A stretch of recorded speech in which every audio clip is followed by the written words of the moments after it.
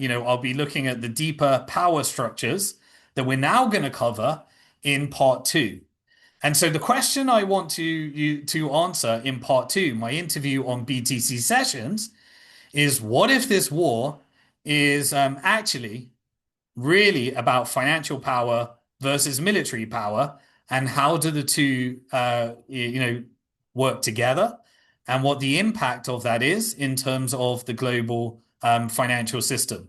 So we're now going to head over to part two, which is my interview with BTC Sessions, and we call this the financial war behind the Iran conflict, and it's my interview on BTC Sessions.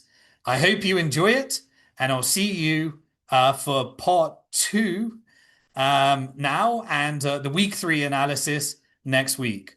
Always remember, you're alive at one of the most interesting and exciting times in financial history. Some are going to get hurt, others are going to get wrecked. I want to make sure that you're on the right side of the change. So enjoy the interview so that we can make this transition with a bit more peace, love, and unity on our side while they're creating the destruction, and make sure you're on the right side. So enjoy the interview with BTC Sessions. Peace.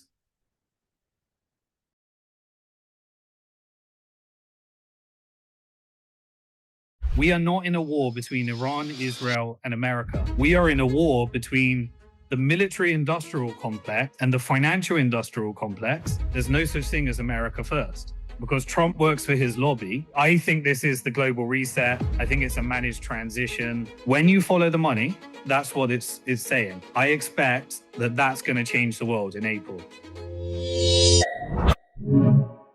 All right, Simon, thank you so much for joining me again. I appreciate you coming on last minute. I wanted to get your view, your take on what's going on currently with the Iran conflict, because honestly, for me, it's been kind of all over the map. There feels like there's a ton of fog here. Like even just looking back, in March of 2025, Tulsi Gabbard came out and said they weren't developing nukes. And then in June, we destroyed the nukes. And now we're back because of nukes. And the Strait of Hormuz is open, but it's closed. And it's nearly complete, but it's going to take into September. So 30,000 foot view, what are you seeing? What is going on from your perspective?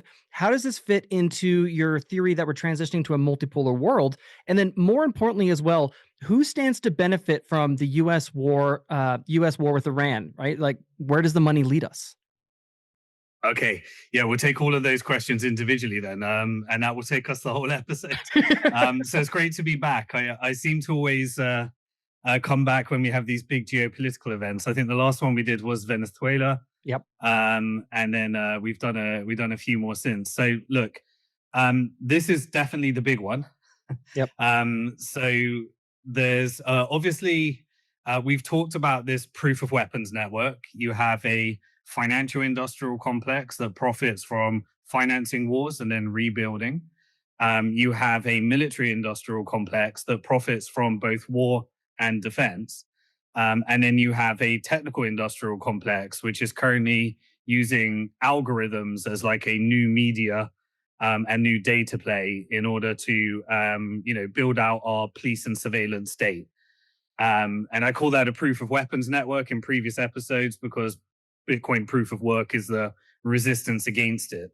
So when you take that framework, you can really get out of the fog, the cloudy fog of information, and just really stand back and look at this, saying who benefits from this war.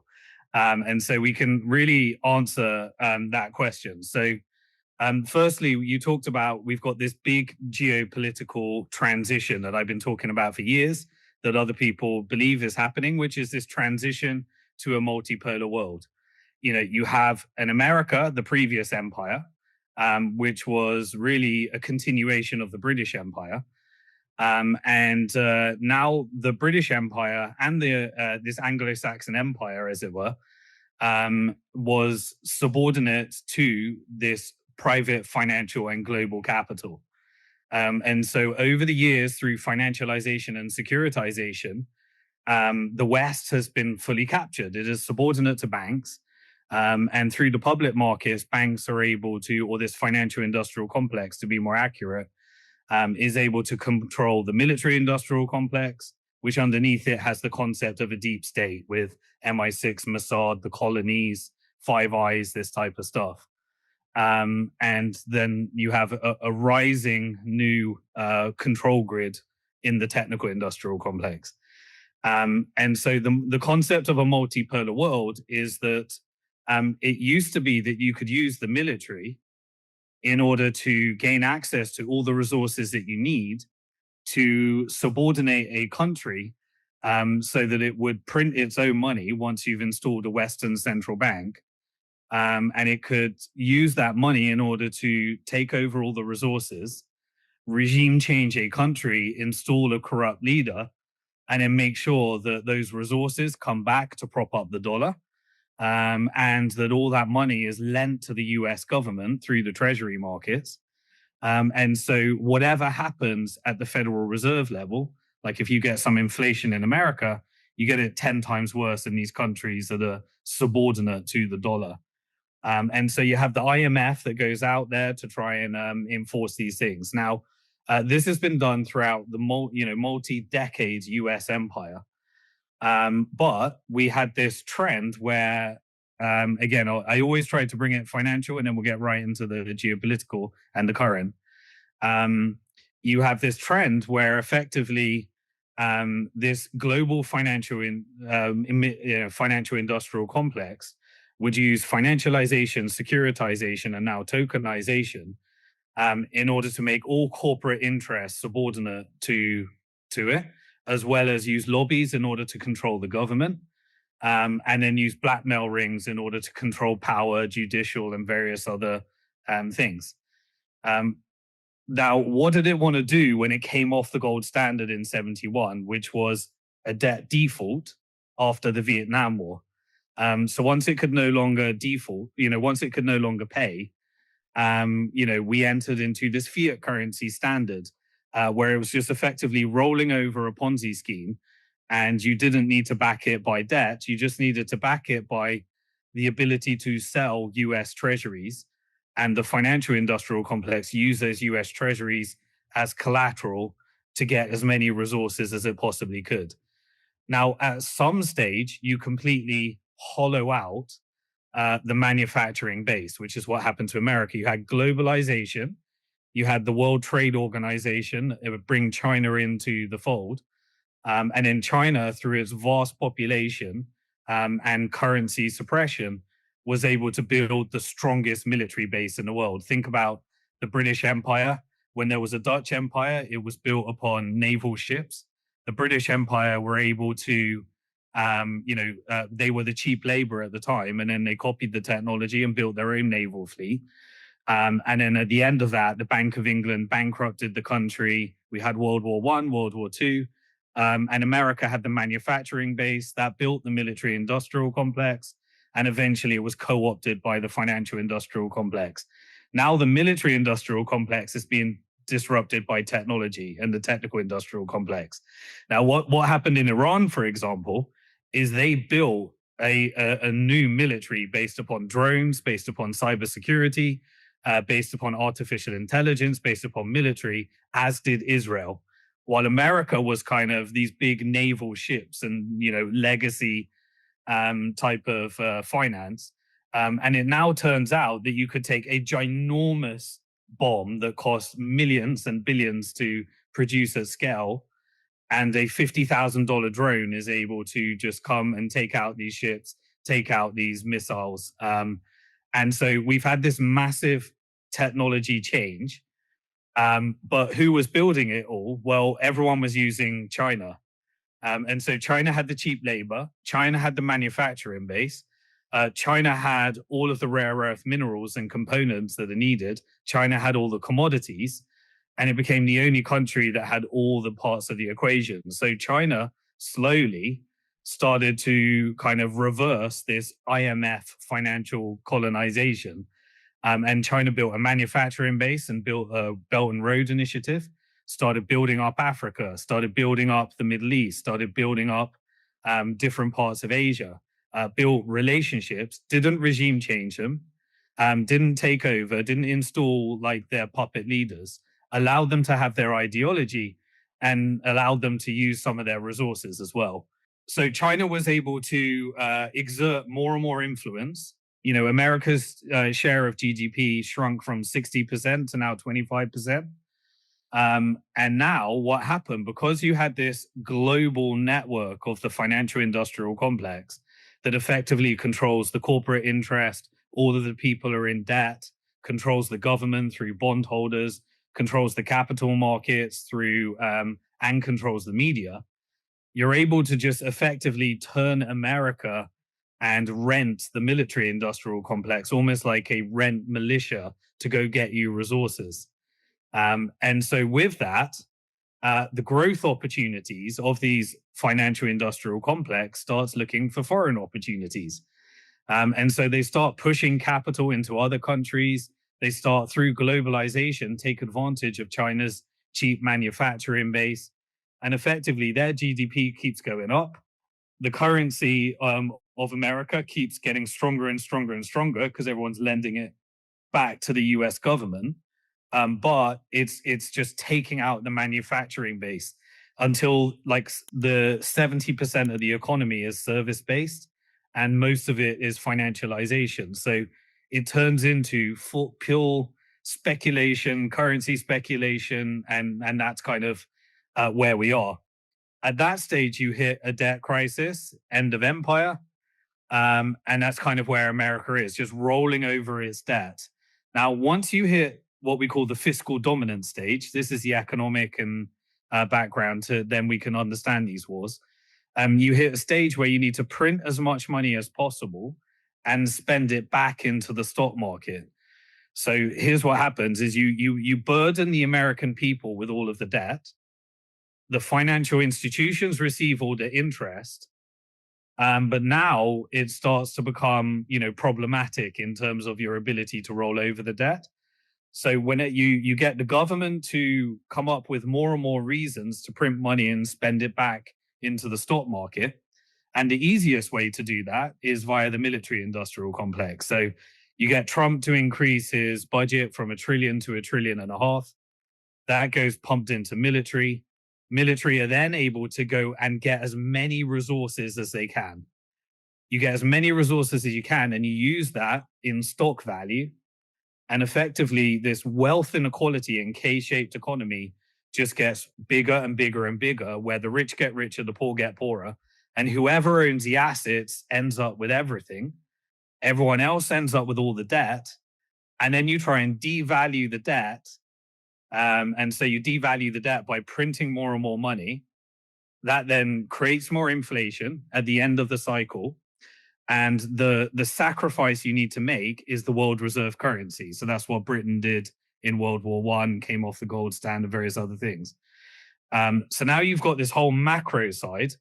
The currency starts weakening, and then that pushes all of that capital that was investing in the strongest currency, lending to the US government. That unwinds all of these trades: euro dollar, petro dollar, Japan carry trade, all the countries that pegged their currency to the dollar. They start having to sell their treasuries. And they're like, well, what do we buy now? We don't want to buy our own currency. We can print our own currency. So they buy gold. And then you have this commodity market squeeze. But this financial industrial complex is not nationalistic. It's global in nature. And so what it does is it co-opted all of the countries that effectively maintained their own resources.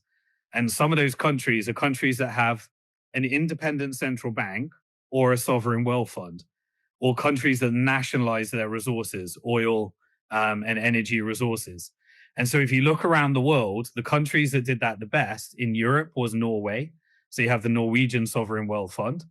You had China that has this ginormous surpluses. You have Japan that has massive debt, but massive surpluses as well. And then you have the countries that have all the energy and were effectively the Gulf countries. So you have the Qatari sovereign wealth fund, the Saudi sovereign wealth fund, the UAE sovereign wealth fund, the Kuwait sovereign wealth fund. All of this, which we can call transnational capital, partnered with the Western financial industrial complex, and they're able to set the order. They're able to manage capital flows. They're managed to rent the US military, the most powerful military in the world. And they're able to effectively manage these capital flows. And now it wants that, because the returns in America are not what they were, it's resetting the world order. But at the same time, there were sovereign countries that were able to exert pressure against this, which was China. And then you had Russia as well. But China partners with Russia. It's really China. So now you can't, you have massive competition here, which is China. Now they effectively have to negotiate with transnational capital.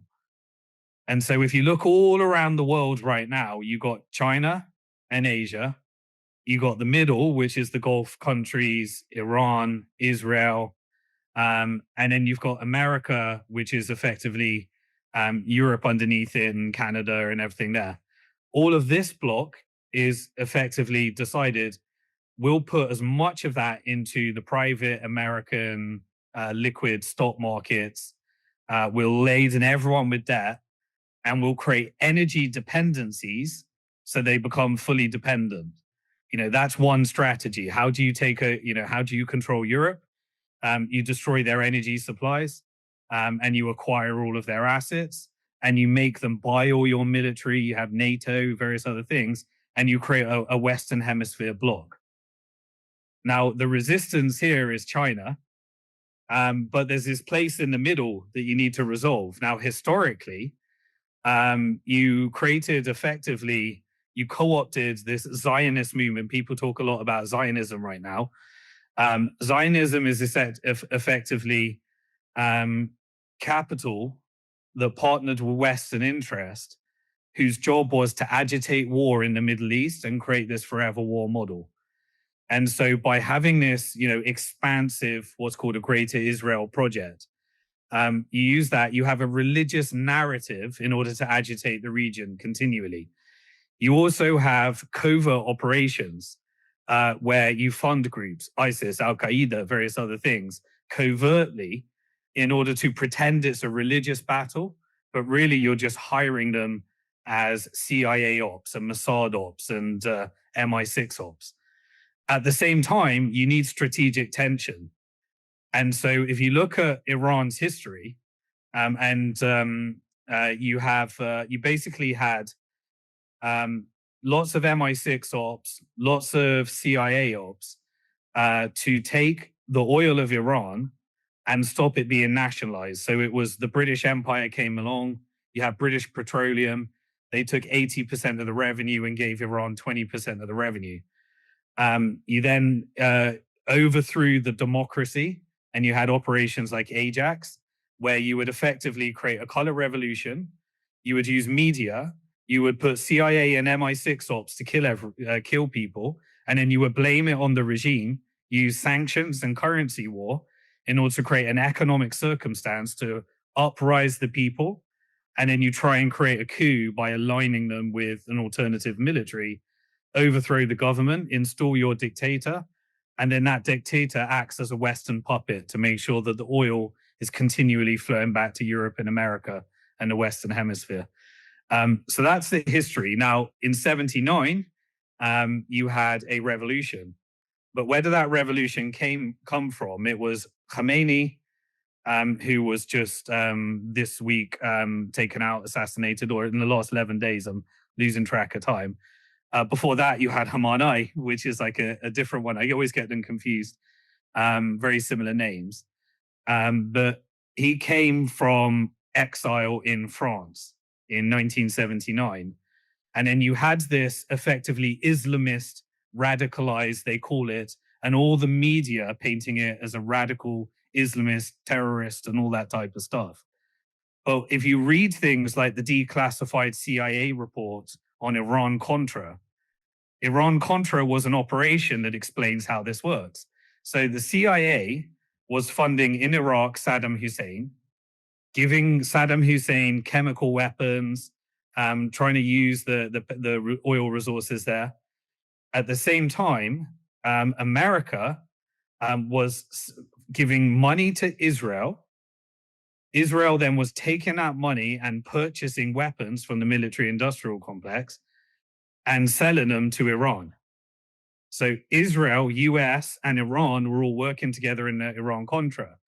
Then Iran built a weapons smuggling network that was going back to Contras, which is like militia groups, you hire mercenaries in Nicaragua that were protecting the US drug trafficking routes, which is obviously done by the CIA. So everything you can see, you can look at what's happening in Mexico right now. You can look at what's happening in Iran. Look what's happening in Israel. Look what's happening in US, and you can see that operation never ended. And so what you had effectively is an Islamic Revolutionary Guard, IRGC, that came in. And immediately what happened after Iran-Contra, Iraq and Iran went to war.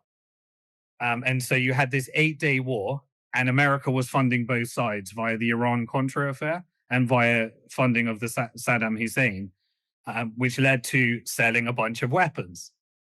So now you have, effectively, you created a militarized economy with a narrative that this is about religion on the Islamic side.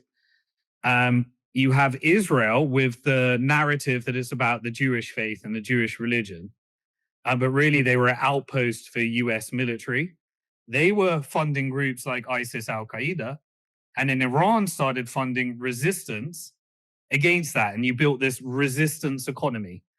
And that was groups like Hezbollah, Hamas, and the Houthis, and groups in Iraq, revolutionary side.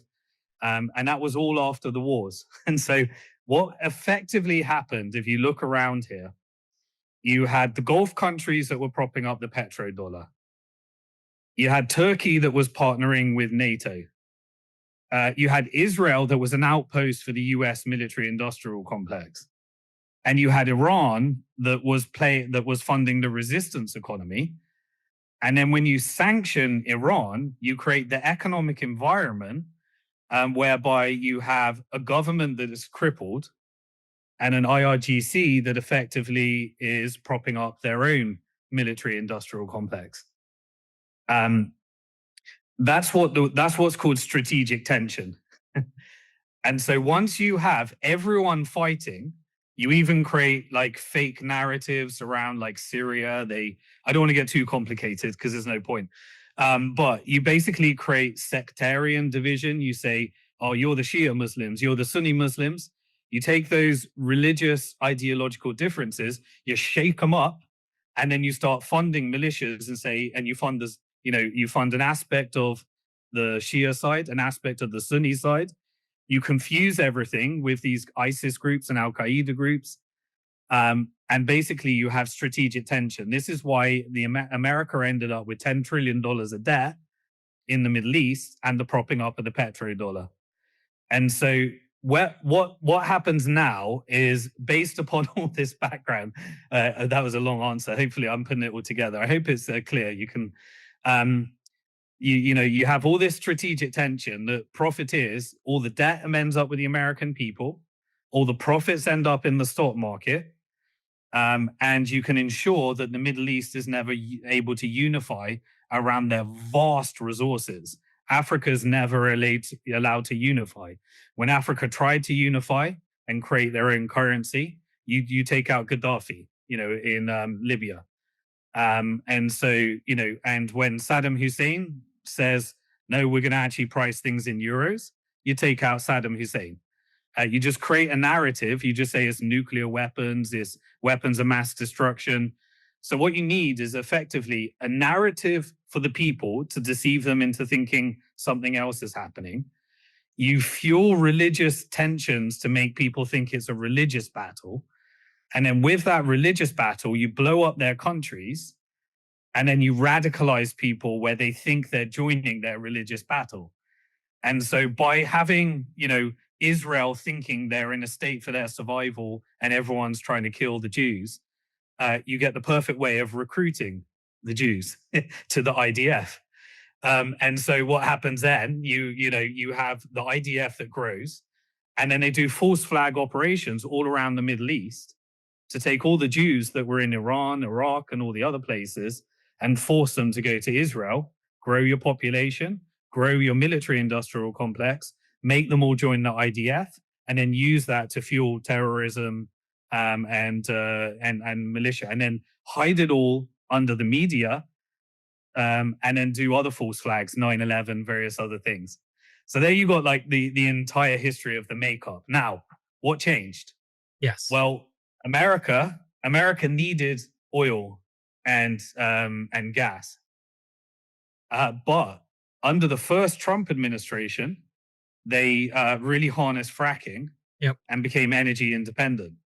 And once they became energy independent, this whole flow of propping up the petrodollar started to get a little bit funky, because now America decided we want to be big oil exporters and gas exporters, to prop up the Ponzi scheme, and keep the debt going at the end of cycle. And so now America starts competing with the Middle East, and China grows. And what do the Gulf countries do? They say, we can't sell our oil to America, but we're selling it to China. And they start building all of this wealth because China grows and grows and grows and grows and takes more of America's GDP. So they're like, well, we're selling all of our energy to America. But, after all of these wars, we ended up with this American base. And that American base isn't protecting us. It's just used in order to agitate the region. Whenever America wants to launch a war, they come and use our base. And so we're telling our people that this protects us.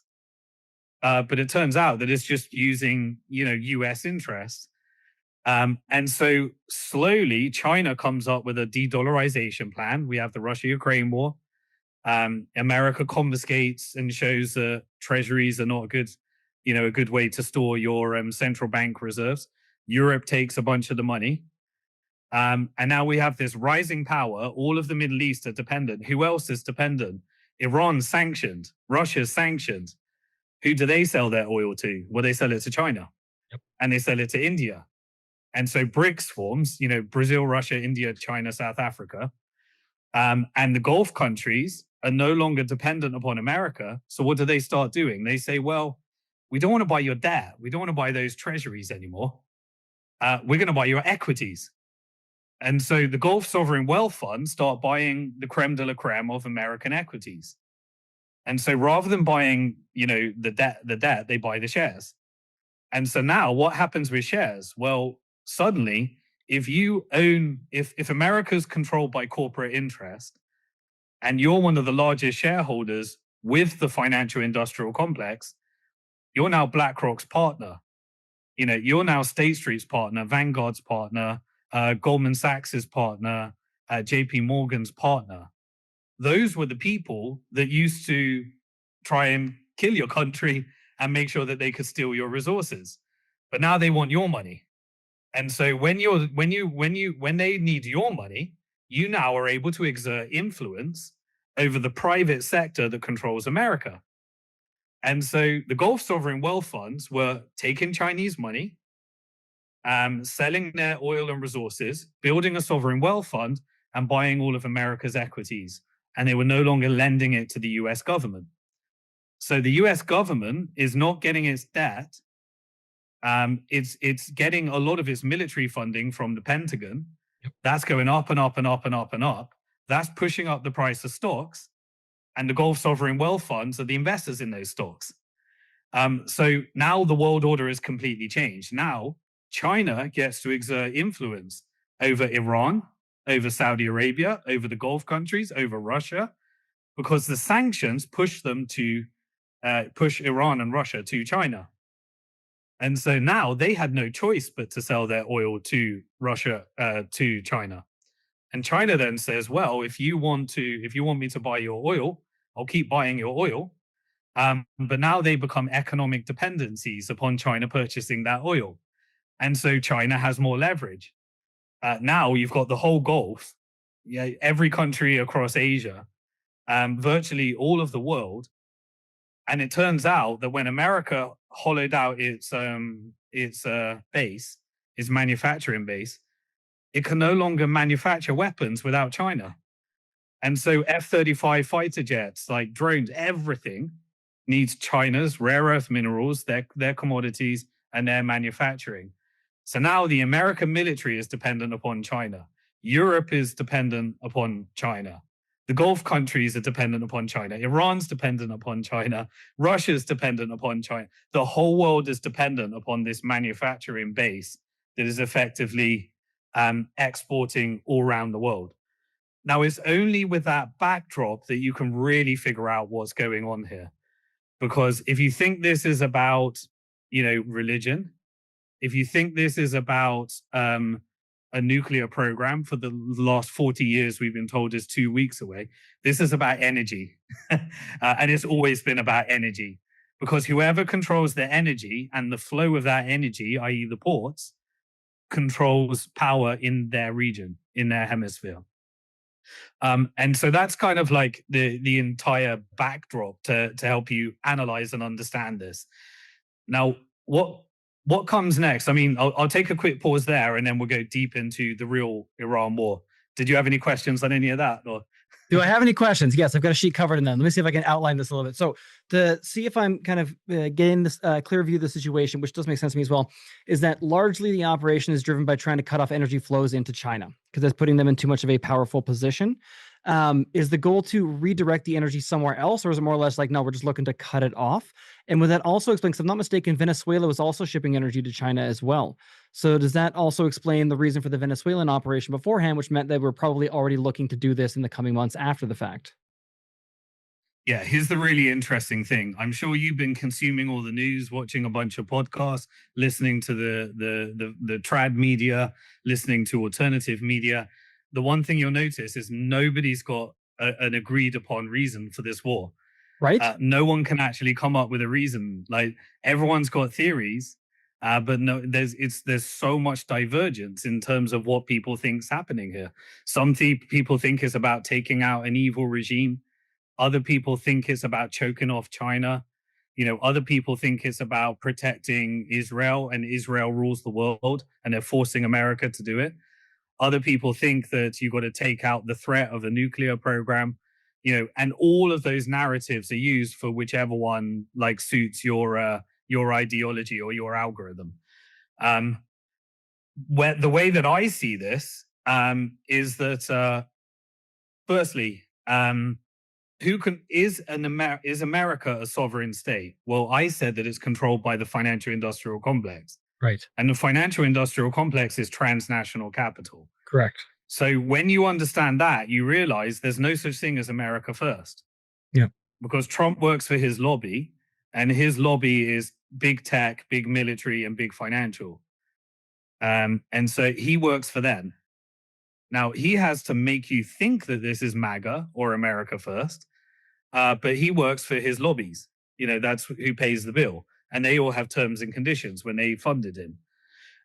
So there is no such thing as America in that sense. Let me jump in for 1 second, because this is where I'm getting stuck too. So thinking about the transnational, like the financial industrial complex, the part that I'm missing is I would view this as actually hurting the flows into US equities that they own, and that this would actually impact the market in a negative way.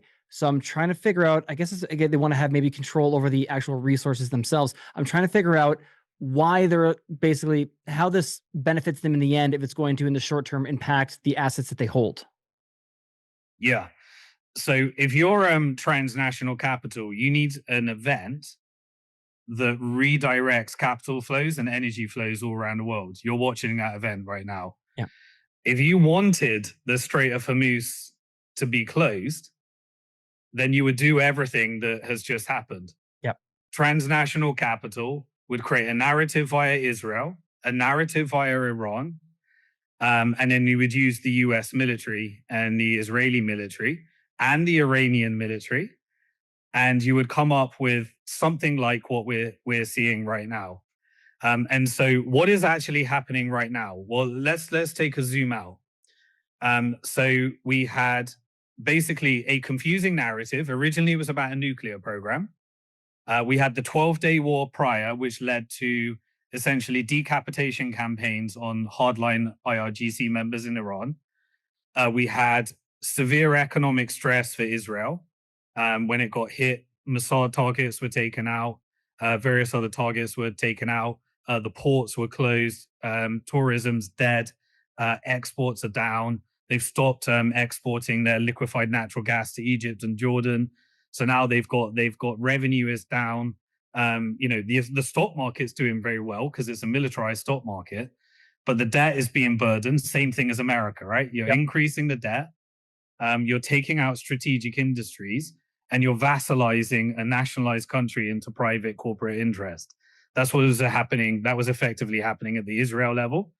Now, at the Iran level, you had the decapitation campaign, and you had the quote unquote taking out of the nuclear program, and a narrative to off ramp because IRGC has a very, very strong military ballistic missile program and various other things.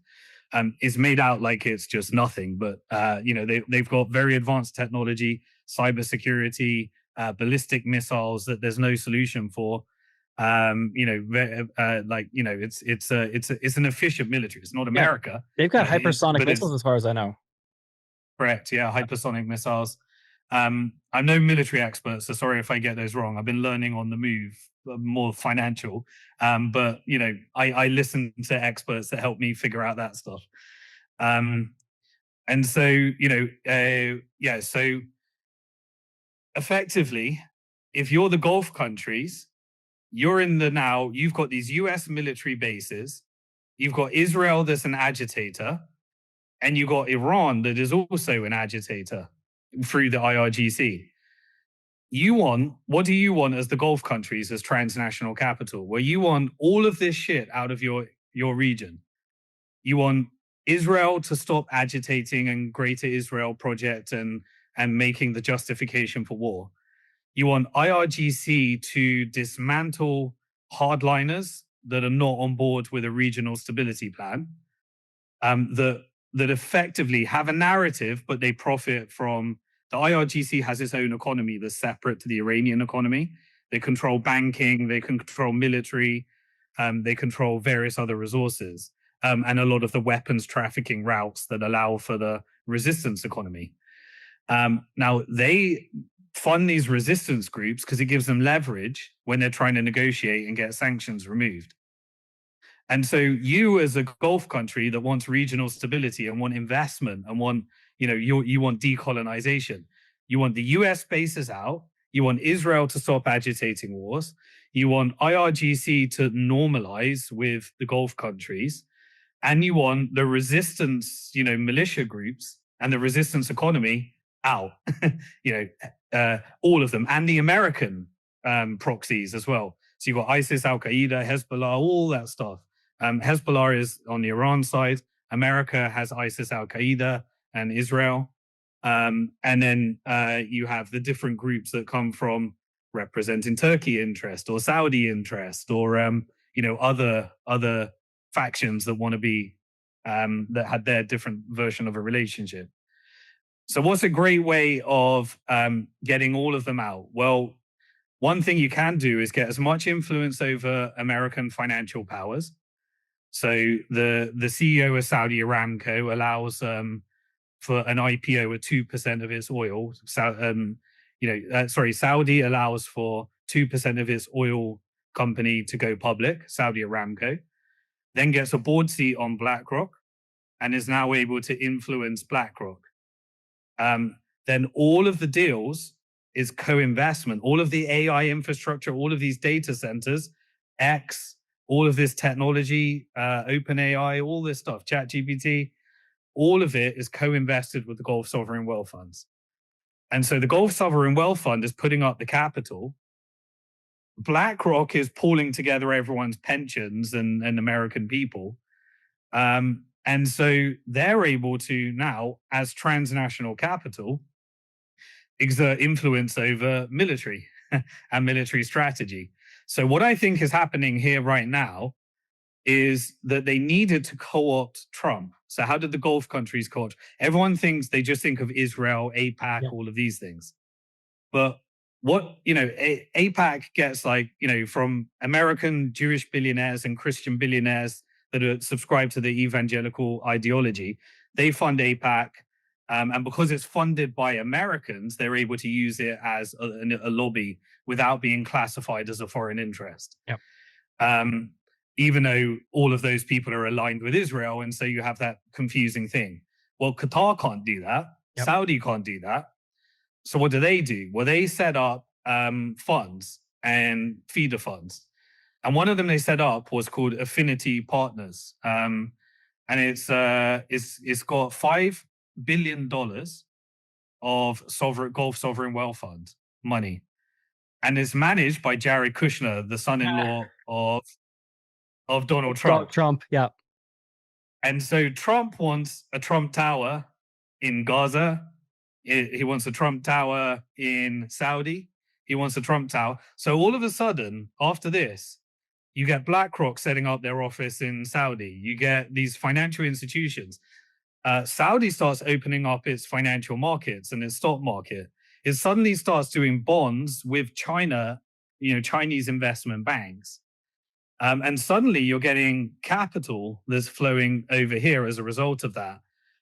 And then Trump comes into presidency, and Trump has a $5 billion fund that smashes any type of APAC funding, anything that the Israel lobby can produce, that relies upon regional stability. So effectively, the Gulf countries, I think, set up a plan in order to acquire Israel via UAE, normalize with Israel, make UAE look like someone that's subordinate to Zionists. They get the reputational damage. You start doing good cop, bad cop. You settle all the regions like Yemen and Somalia and Sudan and Libya. You decide who's going to control all the ports. They split it up between Qatar, UAE, all these different people. You get BlackRock to effectively get as many of the deals over to you. You acquire it. You do reverse IMF, reverse colonization.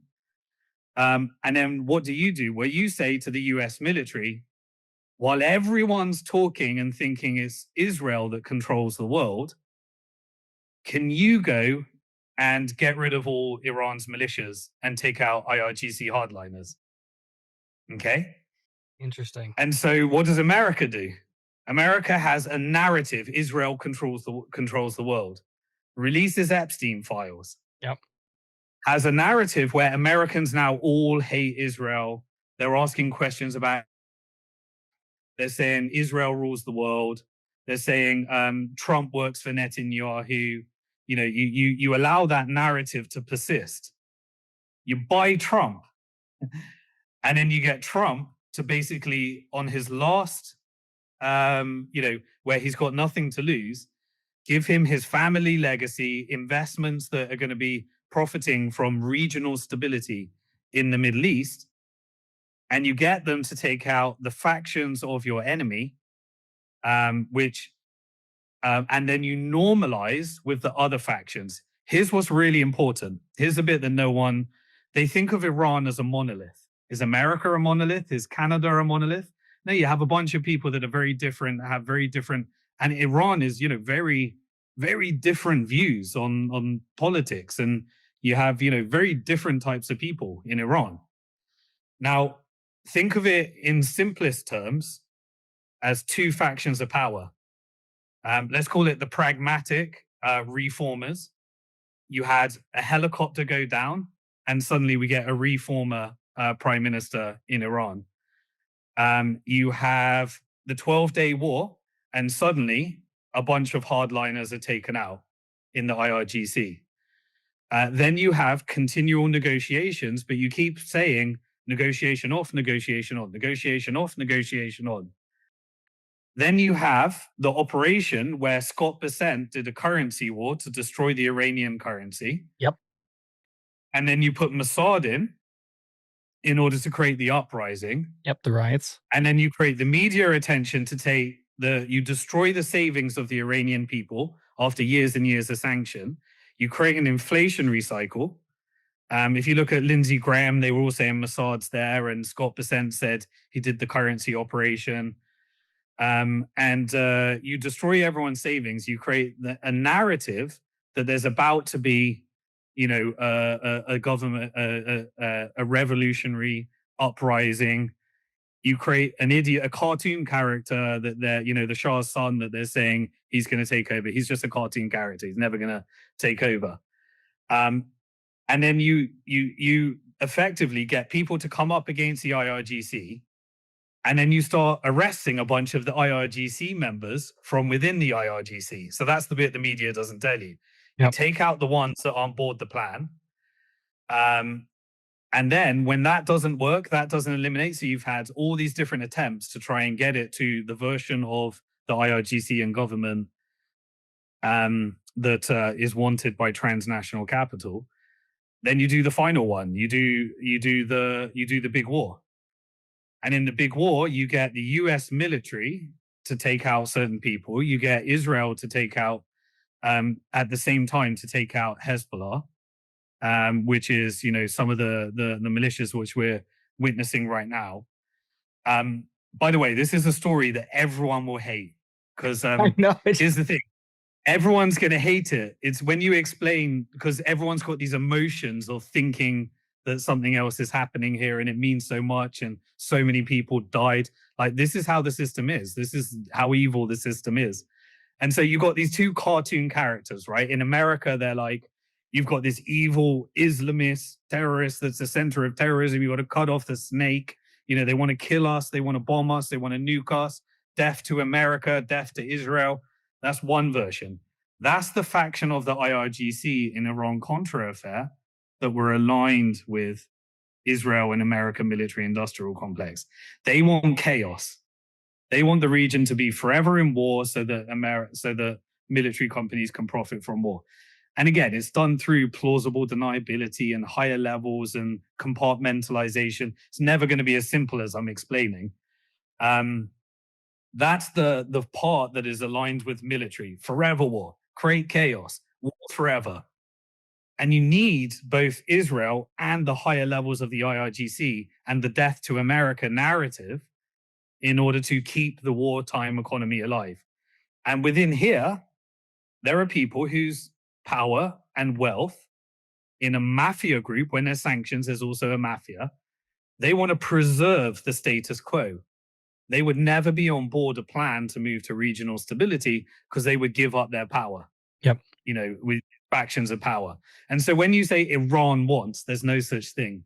That you just got factions of power that have self-interest. And then you've got a lot of people that are genuinely on a religious mission, anti-imperialist. But they're painted into another cartoon. The other cartoon is, this is the last holy people, the last fighters and defenders that are taking on imperialism and the defenders of the Palestinian cause. Now, that narrative is useful to recruit the people that you need in your army. But at the top, there's war profiteering as well, and people don't know what they're working for or who they're working for. So you have these two extreme cartoons, and they have a completely different version. And then you have the people that hate Iran, that used to live there, that made loads of money under the Shah. And they moved to America once the Islamic Revolution happened. And obviously they hate the IRGC because they liked Iran how it was before this. And the sanctions came from that. And so when you create severe economic pressure to try and overthrow your government, and then they're brought up in America and Britain and Canada, they're just going to see the Western narrative of what the IRGC is. And whenever you have these covert operations, you just see a brutal, radicalized and all that stuff. But then they benefit. So you have all of these different things put together. Now, what changed? And this is just the linchpin that I think plugs it all together. Economic sanctions destroyed the economy. You had, we'll have a nuclear deal. Then Trump ripped it up. Then they start negotiating again. All that stuff. Now, there's proven that they all sit around the table and negotiate. That happens. There was diplomacy. And then every time they got to a deal, Israel would either do a preemptive strike, and this time America did a preemptive strike. Because on Friday, before this war started, Oman said Iran has agreed to and Oman was the mediator. Yeah, that was in Geneva. Agreed to zero nuclear enrichment, and a framework where the enriched uranium would go to Russia and China would provide security guarantees. Then we had the framework for what would happen with Gaza, which is the border peace thing. I won't go too deep into that, but effectively the next step is to have a coalition of Arab security take over Israel's illegal occupation. And at that stage, Israel did everything to stop that happening, because these are the military arm. They don't want peace, right? But China wants peace. China wants an Iran that wants to do business, a Saudi that wants to do business. It will tolerate Israel, but it definitely doesn't want an Israel that's an agent of U.S. military corruption and power. So it wants a tame Israel. It wants Gulf countries that want to do business. And it wants an Iran that wants to open up markets, do regional stability. And so China put together a plan. And that plan was, it's been executed for the last 5 years, normalized between Iran and Saudi Arabia, back the Gulf Cooperation Council with BRICS, and make sure that Iran has everything it needs from both Russia and China so that it's able to effectively, strategically destroy Israel and take out all the US military bases. So now you got the game set up, okay? What are the two weapons that you can fire? A financial one and a military one. So now you've got a game between the factions of power. Let me set this up as well. So we are not in a war between Iran, Israel, and America. We are in a war between the military-industrial complex and the factions aligned with the military-industrial complex that profit from it, and the financial-industrial complex that are aligned with Gulf countries and China and American financial powers that now want the build back better phase. They're done with the war. Now they want the build back better phase, and they want the military to go somewhere else. Okay?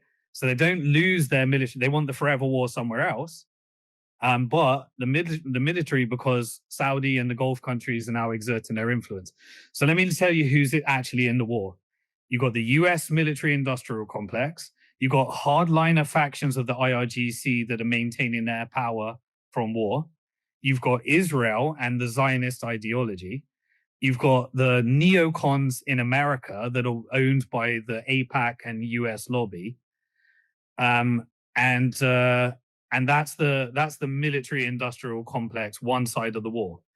The other side of the war, you got the financial industrial complex that wants regional stability. You got the Gulf sovereign wealth funds. You got the reformist pragmatists within Iran, i.e. the Iranian government. And you got people within IRGC that recognize that this is an existential threat. And so they're on board with the more hardliner elements of the IRGC. So it requires change with these elements. And you still have the IRGC.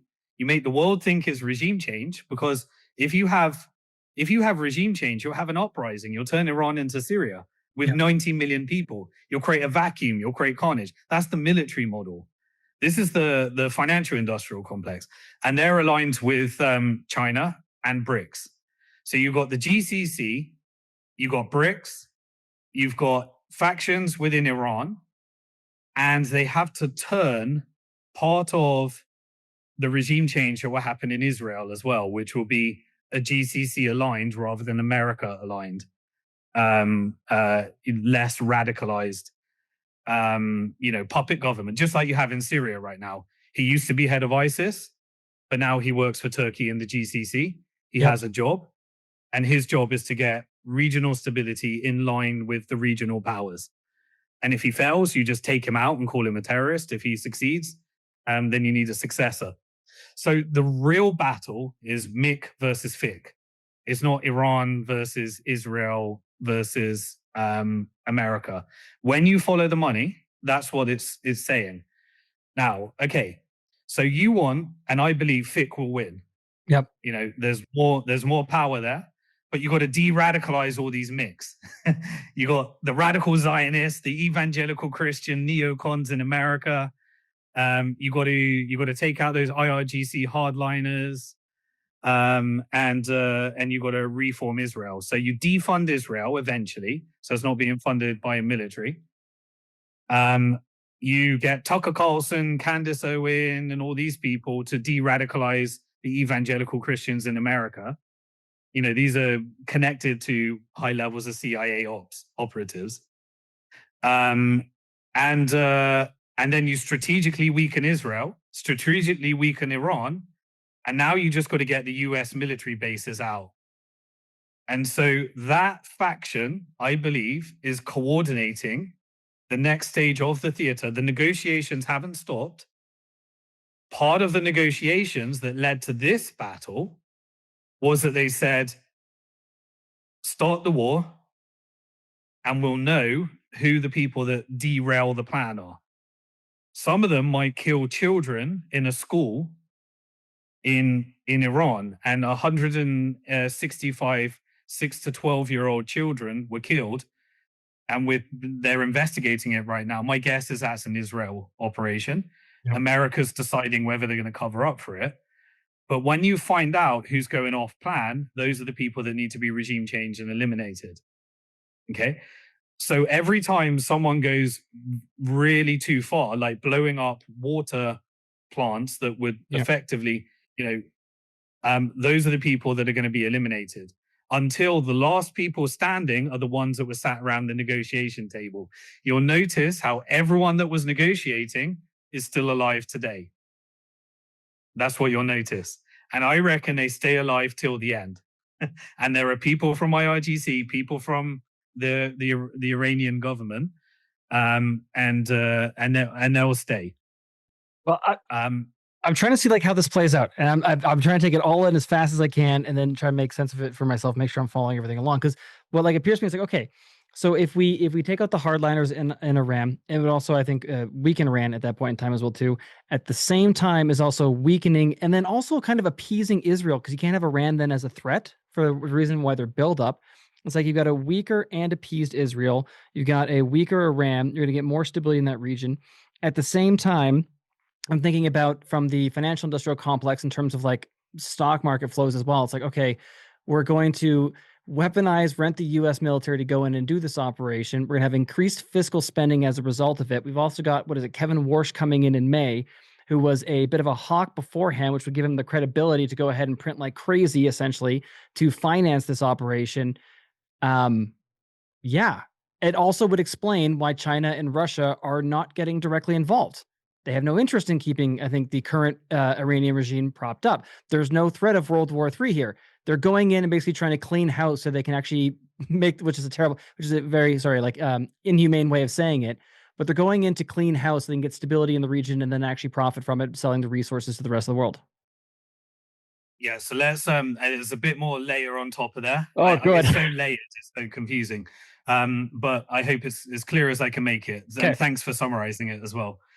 So the biggest trade at the end of this is two things. Regional stability in the Middle East changes the entire world forever. Yeah. If the financial industrial complex can engineer a scenario where they get a bit of control over the Strait of Hormuz, then that helps them in the multipolar world. Yeah. If you can also get a bit of India, that helps them in the multipolar world. If you can get a bit of UAE, that helps them in the multipolar world. So you've got these factions where the financial industrial complex is hedging for the new world order. And they have their leverage points. India is one of those leverage points into BRICS. UAE is one of the leverage points into the GCC. These are all co-opted financial,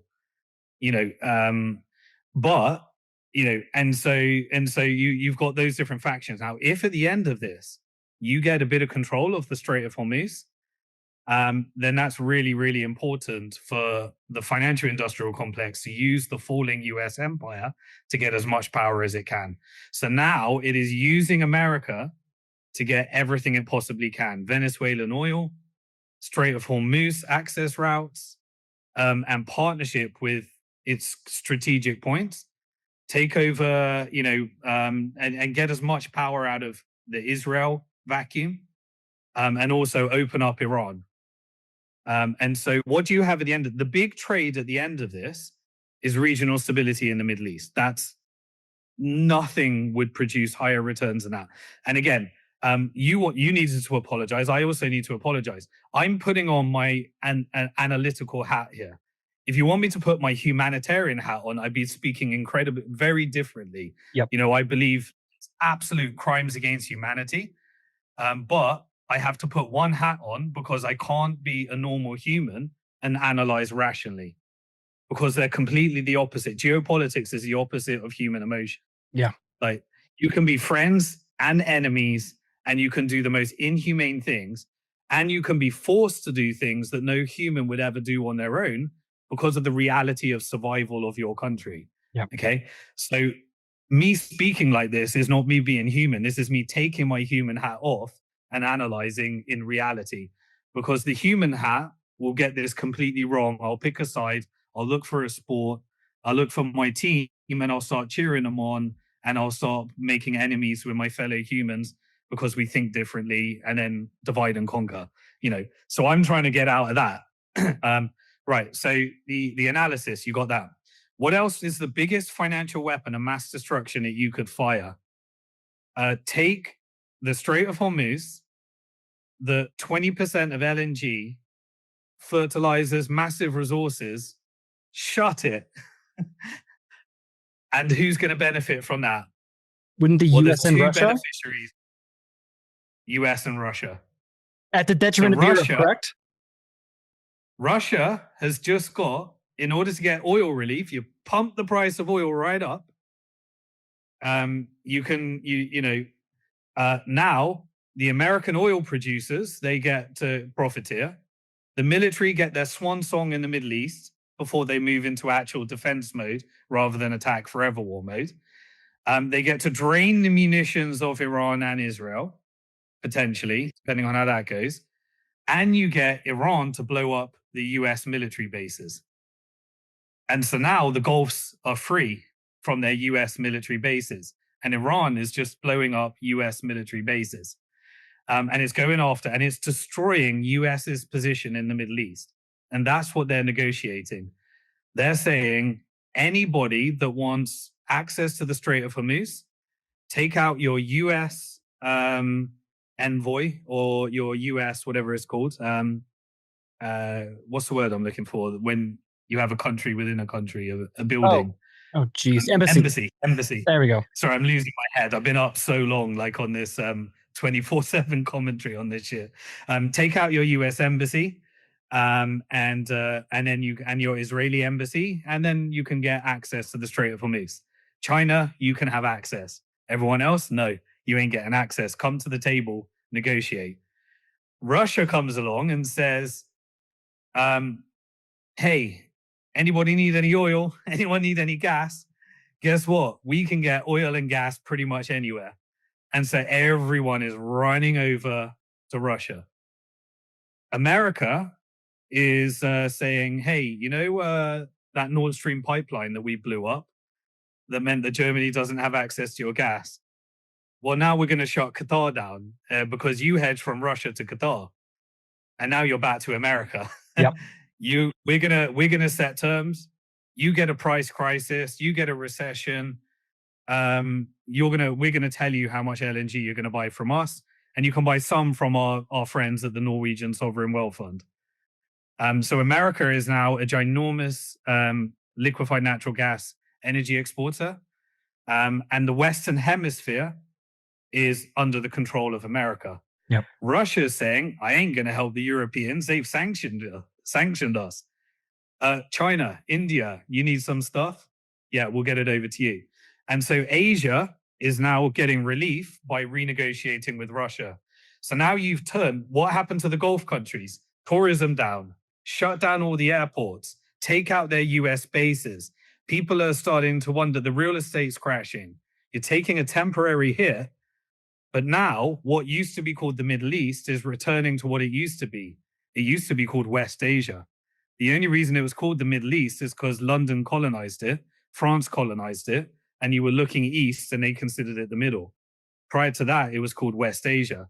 So you have turned the GCC into BRICS, into China, and you have now got a full-blown multipolar world. You've rebuilt West Asia, and you've put Europe under the dependency of the Western Hemisphere via American private interest.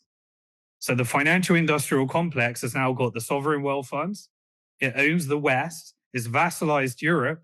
It partners with China, and it's got its infiltration operations in both BRICS and the GCC to try and remain relevant in a multipolar world. Its assets under administration is going up and up and up. The people are going further and further and further into debt. The currency is being weakened, but what happened as soon as the war kicked off, Bitcoin turned around, the dollar started strengthening again. I was going to say, wouldn't this also prop up treasury demand for a while as well, too, by having just increased global chaos? So it's another way to just buy yourself more time to get more assets using those dollars. Yeah, and you have oil going through the roof, which creates an inflationary cycle, which creates the narrative for how to get this over quickly and to apply exertion, how to apply negotiation pressure. So China effectively controls the price of oil. They knew this was going to happen. They built 1.2 billion barrels ahead of this. Wow. They partnered with Russia. They've got the rare earth minerals. America, once they lose all their munitions and military, they can't rebuild without China. Yep. They've got the rare earth minerals. They've got the components, So effectively, what's coming up in April? A meeting called the China Summit where Trump is going to meet with Xi Jinping. I expect that that's going to change the world in April. Wow. So we've had this long operation. You had, Trump was involved in it all in term 1 and term 2. You had Abraham Accords. You had the assassination of Qasem Soleimani. You had Biden in the middle. Then you had October the 7th. Then you had Israel had to ethnically cleanse and genocide the Palestinians. Egypt wouldn't let it happen. They held their border despite being bribed by America. IMF said, if you take them in, we'll give you your $18 billion debt pardoning. China said, don't worry, don't take it, hold strong. They then normalized between Iran and Saudi Arabia. The Gulf Cooperation Council started resolving their issues. They said, you take charge of Libya, we'll take charge of Yemen, we'll get this port. You, UAE, you go normalize with Israel. You're going to look like you're subordinate Zionist. You're going to get the reputational damage. Saudi's going to look like the good person. Qatar, you get Europe. You go invest in Europe. Make an LNG dependency. Make sure that they can normalize with Palestine. You had all of these different events that, when you understand it from this remit, this was the global reset into a multipolar world order. And eventually, you will have an Iran that is on board with China's vision, that's normalized with the Gulf Cooperation Council, and an Israel that, in theory, if this mission works, and I'm not saying it's simple, this is probably the hardest mission. You've got rid of all the proxies, and all the states have stopped funding militias. Iran has not been funding any of their militias. And then you've got these operations where, unless you have a state sponsor, your militias are no longer going to, they need to either integrate or be eliminated. So this is a very complex operation. A lot can go wrong.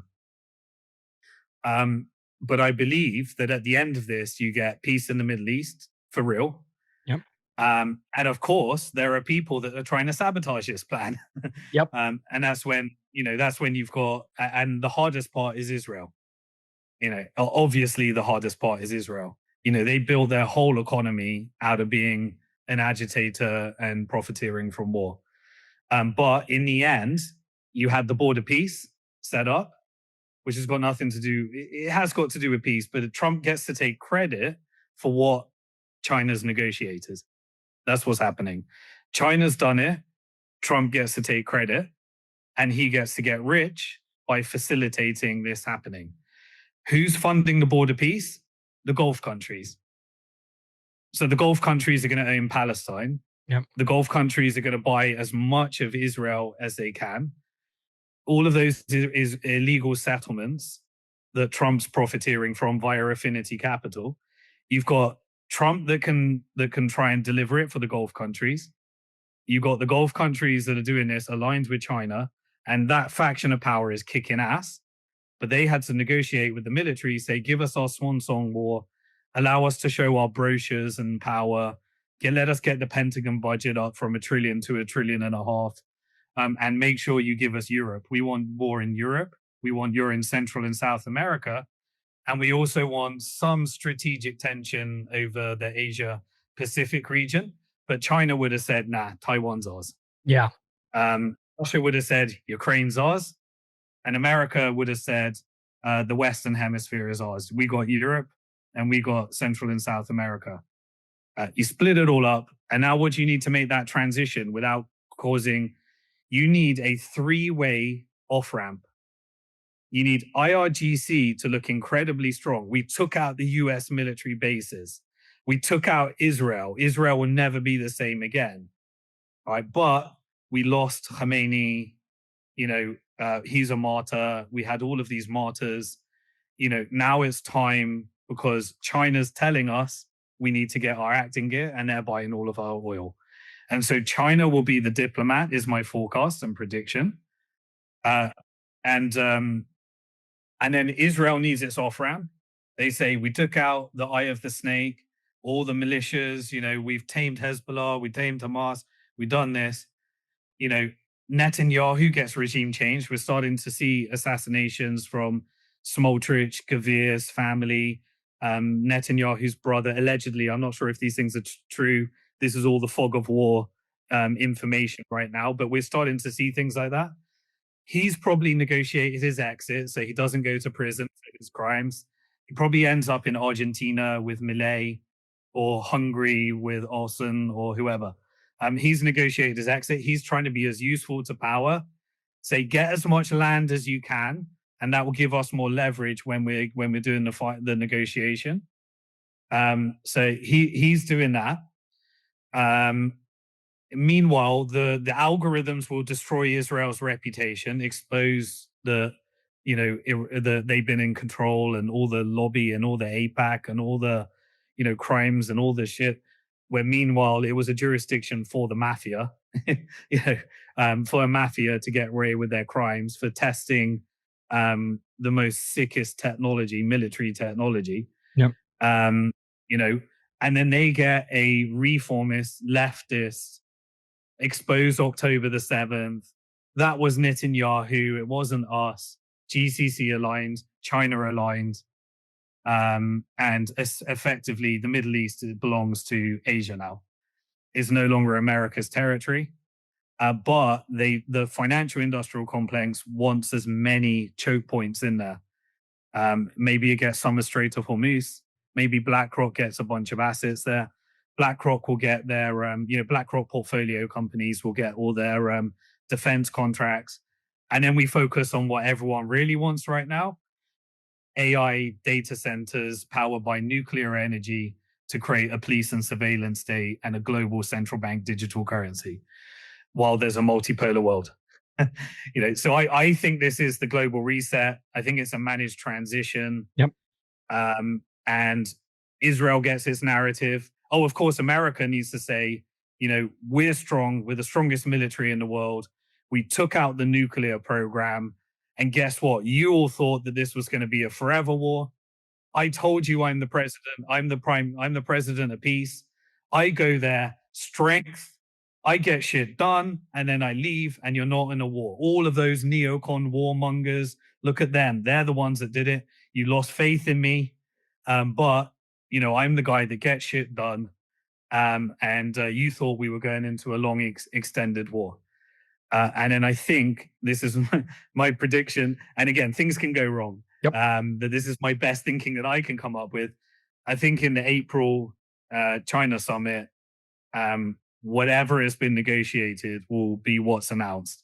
And that will be the world order and everyone looking strong. But America has to look strong while it shrinks. Yep. Because the financial industrial complex still wants to host the most liquid capital markets. They want to dump as much debt as possible. And they want to, use the US stock market so that they can manage ETF flows into foreign countries. And so this war strengthened the dollar. What will happen as soon as this ends? Oil will crash and we'll get back to where we were. Weakening of the dollar, Yep. weakening of the petrodollar, weakening of the euro dollar, weakening of the Japan carry trade, pushing east. A slow managed decline of the dollar, which means foreign stock markets after this. So at the moment, the American stock market is least affected relative to foreign stock markets, and the dollar is strengthening relative to other currencies. Yep. Once the war ends and oil spiked, oil will strengthen the dollar. Oil crashes at the end. And then the foreign stock markets start outperforming the US stock markets. And the foreign currencies outperform the US currencies. Commodities continue to perform, is my estimation. But they don't want to kill the dollar. They just want to continue for as long as they can until the last bond is sold and they've dumped the low interest rate bonds on the American pensioners. And so the Cayman Island hedgies, they're all rolling over the debt right now, profiteering from the debt. All the other countries are selling their debt. And effectively, what's Trump going to do? We're going to take on the Fed.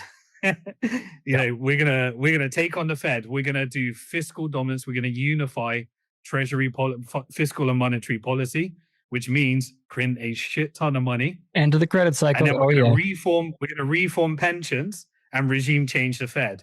You get interest rates down, and then the pensioners will take on the debt at the subsidized low interest rate. And so they'll just roll it over with short-term treasuries, dump it on the pensioners, while the financial industrial complex profits from transitioning the world to a multipolar world order. Unemployment continues to go down. Birth rates continue to be absolutely atrocious, except in Africa. And you need AI and robotics in order to create a police and surveillance state. Holy crap. All right.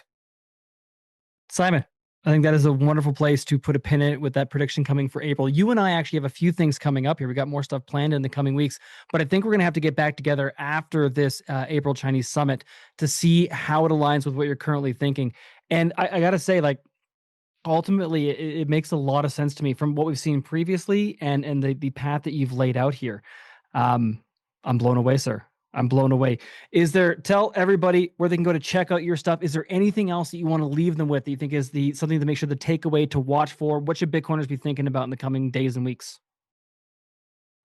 You can't buy Bitcoin into weakness. I don't know whether this is, look, it's kind of like an AI NASDAQ, it's an AI tech play at the moment. That's what it's doing. But eventually, with all this manipulation, with all what we're seeing with Jane Street, with all what we're seeing with this derivatives complex, this ends in a self-custody play. There's not enough gold for those paper gold contracts. There's not enough silver for those paper silver contracts. There's not enough Bitcoin for those paper Bitcoin contracts. Strategy will suck it up, or you suck it up and make sure you put it in self-custody. Enjoy the weakness. If we get lower and lower Bitcoin, just own more Bitcoin every day, every week, or every month, whatever's right for you. Enjoy it. You've got to have a long-term play here. If you're trying to trade this, you will get wrecked. You're not an insider. You don't know where this is going to go. You can't have enough real commodities. This is a self-custody play. We'll cover it another time, but BlackRock, their funds are starting to blow up. Yeah, the private credit. Some of those private credit is an AI trade. We'll probably get more weakness here. But so far, forget about the price. Your job is to get as much Bitcoin as possible over the next 10 years. I'm pretty sure you're going to be fine, because this 100% ends in a self-custody play. That's the real play at the end of this. And the only way you fight against the technocratic Orwellian surveillance state nightmare is that proof of weapons network. The resistance is proof of work. So yeah, I'm on X and I give real-time updates. I'm on Spaces if you want to ask questions. I still going live every week on YouTube. And then simondixon.com. I take these crazy long monoliths that I can't help but do. And I put them into like 10-minute AI summaries. And they take my 1 hour and summarize it pretty well. So I put all of that on my blog on simondixon.com.